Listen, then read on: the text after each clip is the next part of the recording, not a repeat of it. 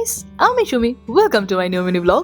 আজকে তো একদম রোদের দেখাই নেই। ইচ্ছে ছিল ছাদে বসে রোদ পোহাতে পোহাতে খাবো গরম গরম খিচুড়ি। আর এইদিকে দেখো, মায়ের হাত এতটাই বরফের মতো ঠান্ডা হয়ে আছে যে কড়ার গায়ে দিলেও ছ্যাঁকা লাগছে না, উল্টে আরামই লাগছে। আর আমার অবস্থা তো খুবই খারাপ, ঠান্ডা জল দিয়ে স্নান করতে হয় রোজ, কিন্তু আজকে একটু ভয় ভয় করছে। স্নান সেরে পুজো দিয়ে নিয়েছি আমি, আর এদিকে তৈরি হচ্ছে খিচুড়ির সাথে খাওয়ার জন্য ভাজাভুজিগুলো।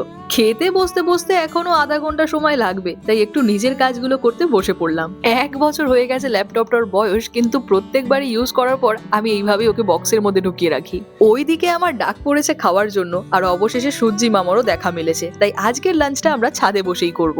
বাবার জন্য অপেক্ষা করেছিলাম অনেকক্ষণ যে 3 জনে মিলে একসাথে বসে খাবো, কিন্তু পেটের ইঁদুর সেই অপেক্ষা আর মানছে না। মা তো ছাদে এসেই খেতে বসে পড়েছে।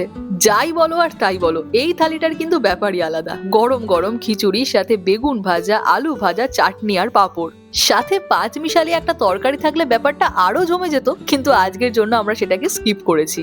তারপর আর কি, ঘন্টা খানিক মতো ছাদে সময় কাটিয়ে নিচে এসে নিজের কাজকর্ম সেরে 8টা 10 বেজেছে, আর আমি বসে পড়েছি ডিনার করতে। দই চিড়ে দিয়ে আমি করছি ডিনার, আর এইদিকে বিল্লু গ্যাং মহা উৎপাত শুরু করেছে। লাঠির ভয়ে একজন গেছে বারান্দায়, আর একজন এই চেয়ারের তলায়। মা ছেলে এক জায়গায় থাকবে মানেই ওদের উৎপাত দ্বিগুণ হয়ে যাবে।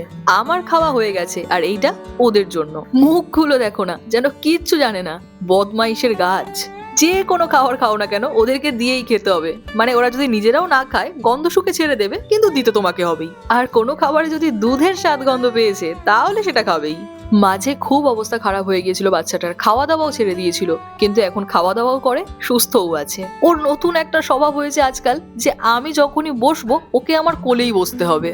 তাই আমি বসার আগেই প্রোটেকশন নিয়ে রাখি, কারণ ও যখন তখন আমার উপর হামলা করতে পারে। আর ওর যা নখ সাংঘাতিক, বাপরে বাপ। নখ দিয়ে গেঁথে রাখে আমার জামা প্যান্টে, যাতে ওকে কেউ সরাতে না পারে। আর এই যে ওর মা জননী কিছুক্ষণ আগে আমার কোলের মধ্যে ছিল, দুজন মিলে উৎপাত শুরু করেছে কোলের মধ্যেই। তো যাই হোক, ইনাদের সাথে এখন একটু সময় কাটাই, একটু আদর টাদর করে দিই। দেখা হচ্ছে নতুন একটা ভিডিওর সাথে খুব তাড়াতাড়ি। সবাই ভালো থেকো, সুস্থ থেকো, বাই।